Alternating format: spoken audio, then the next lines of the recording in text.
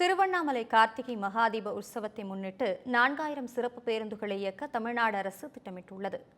திருவண்ணாமலையில் கார்த்திகை மகாதீபம் வரும் 13ஆம் தேதி மாலை 6 மணி அளவில் ஏற்றப்படுகிறது. இந்நிகழ்வை ஒட்டி 12ஆம் தேதி முதல் 15ஆம் தேதி வரை 4089 சிறப்பு பேருந்துகளை இயக்க தமிழ்நாடு அரசு போக்குவரத்து கழகம் திட்டமிட்டுள்ளது.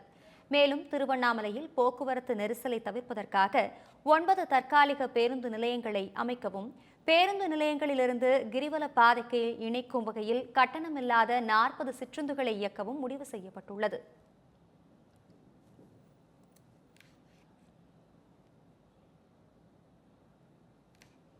ஈரோடு மாவட்டம் பவானியில் உள்ள செல்லியாண்டியம்மன் கோவில் கும்பாபிஷேக விழா கோலாகலமாக நடைபெற்றது. பவானியில் மிகவும் பிரசித்தி பெற்ற 1300 ஆண்டுகள் பழமை வாய்ந்த செல்லியாண்டியம்மன் கோவில் உள்ளது. 16 ஆண்டுகளுக்கு பிறகு கும்பாபிஷேக விழா நடத்த முடிவு செய்து கடந்த 1 வருடமாக அதற்கான பணிகள் நடைபெற்று வந்தன.